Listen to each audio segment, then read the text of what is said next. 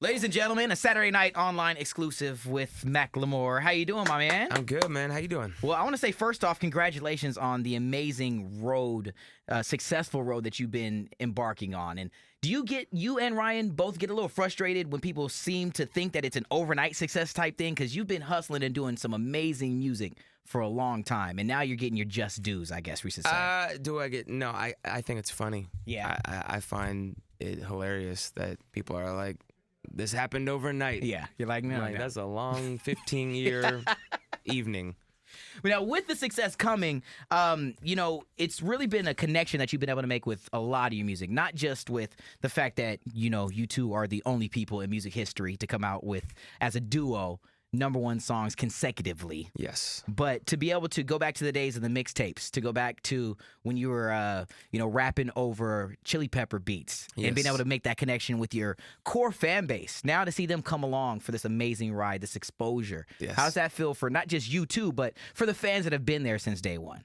It's amazing, man. I mean, I love the fact that, the fans are the people that built this. Yeah. That's who it started with. And, to still have that connection, to make music that is personal, yet is also that speaks to people, Yes. that resonates with people on a personal level, yet also has ended up speaking to the masses. Yeah. Is what I've always hoped for. So it's been incredible. Now, how fortunate did you feel to be able to team up with someone like Ryan, who is able to musically bring your music or your lyrics and your voice, this sound that just seems to go together so flawlessly?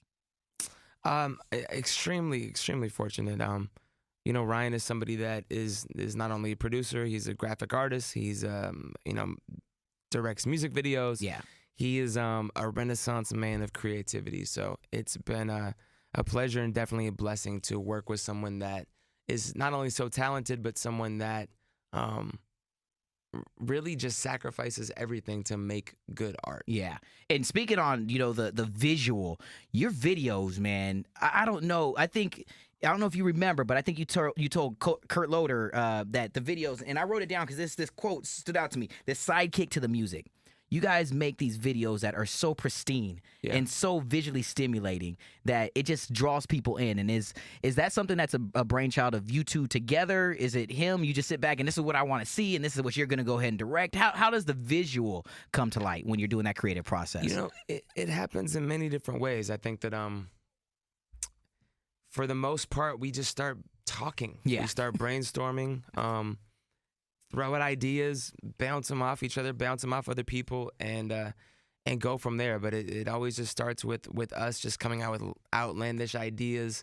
Like, whose idea was it to be in the middle of the ocean on a pirate ship? Mine. Yeah, that was a brilliant idea. That was the.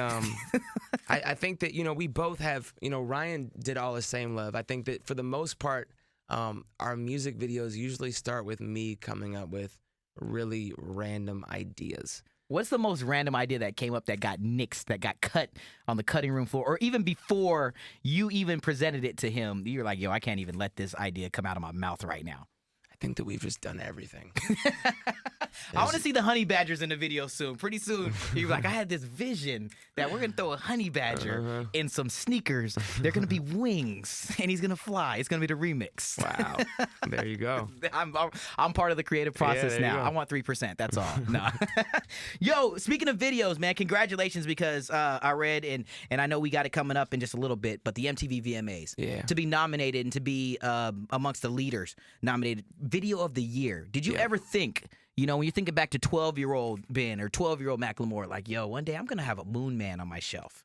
Well, no, I still don't necessarily think that I'm going to have a Moon Man on my shelf, but the nomination is amazing. I think that, I never thought that I would be at the VMAs. Yeah. Ever. Now, how does that feel? And this is an awesome question that came from a fan that texted in the question for us from area code 212. And this is a really good question from Rich.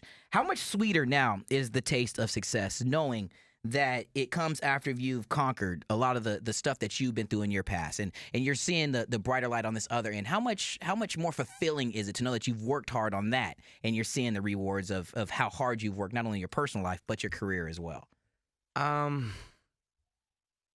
I don't know how to answer that. I think that it's It's been a journey, man. Yeah. It's been a long journey, and there's moments you try to remain in a place of gratitude, regardless of what your day looks like, and grateful for the opportunity to wake up and to be an artist and to make enough money to live off of your artwork. That's been the goal. So at the end of the day, that is success. Yeah. The fact that it's gotten this big is blown our minds. And, you know, when it inevitably, you know, comes down and we're not like, you know, one of the biggest groups in the world, I think that I'll hopefully remain with that gratitude. Well, I would just say personally, just knowing and learning who you are as this road has continued to be paved. It's been amazing to see how humble and how, you know, how grateful you are, the two of you are, to be able to go out and to not only become a voice for hip hop as it begins to evolve, but just for a new culture, a new way of thinking. And this leads me into the tremendous success of Same Love and just how you've been able to touch so many people's hearts. I don't know if I've known this gentleman over here for quite some time. I've known a lot of these people in the studio for quite some time. And that song, particularly for me, I don't think I've ever told you this, it's connected with me because when I was a younger kid, the very first lyrics, you know, my uncle, you know, he unfortunately passed away years ago. But I mean, looking up to him and knowing that he was gay, me wanting to be an interior designer, I kept my room clean as hell. I was like, you know, what is going on in my mind? Yeah. To be able to know that you're speaking those words and you're connecting with so many different people and it's coming from the heart. How does that feel for your music to be that voice for so many strong people who don't have their own voice? I mean, it's amazing. It's very humbling to be able to write a song, to share a story that you know, says something that other people might not have had the words to say. Yeah. That's what it's about to me. It's about capturing a moment, doing it in a way of being honest and vulnerable, and you know, you just hope that people have those types of experiences where they do connect with it on a human being level at the root. That's what this music is. It's a spiritual art form. Got some more fans of yours who are just so amazingly grateful that you're taking the time with us. This is from @Devin_Dadon on Twitter. Wanting to know something about your performances. You guys go to the next level. But do you ever get nervous when you're crowd walking? Because that's got to be a scary situation. Nope, I don't. Confidence in the fans. Hands, I trust my fans. There we go. Okay. This comes from Anna Lynn. She texted in the question from area code 407. What are your top 3 thrift shopping cities that you've been to? Portland, Seattle, Austin, Texas. There you have it. All right. What about Oscar_the Grouch on Twitter, wanting to know who can do more sit-ups between the two of you in 60 seconds, you or Ryan? Neither. It's a draw. Neither one of us do sit-ups. Okay. I'll smash him in a push-up contest. And this is the last one that I want to know personally. Knowing that you are such an amazing MC in the game. And this is, I don't know if it's quite controversial, but Kendrick did some stuff the other day. He went on his little tent. Did you feel a little left out that as one of the dopest MCs in the game right now that he didn't mention your name in his verse on that Control song or what? No. Well, yes. Okay. In the way that, like, I think anybody that didn't get mentions, like, you know, wants their name to be a part of that. I think that, you know, the way that I rationalized it in my head to make myself feel better was the fact that he leads up to it saying, I'm usually homeboys with the people I'm rhyming with. Kendrick and I haven't done a song yet. Okay. Boom. Boom. I feel better. There it is. That's how I Let it did be the said. math. Well, dude, I want to say congratulations on an amazing ride, an amazing journey, the world tour, the national tour, the fact that you are getting all the just dues. When you get these awards, I just want you to put them on a I told you so shelf.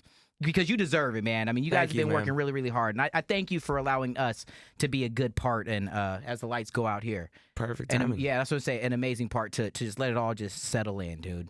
Thank you, I man. like that segue. I appreciate that. Macklemore, you the man, dude. And tell Ryan we send our best, dude. Absolutely. Appreciate it. Thanks so much.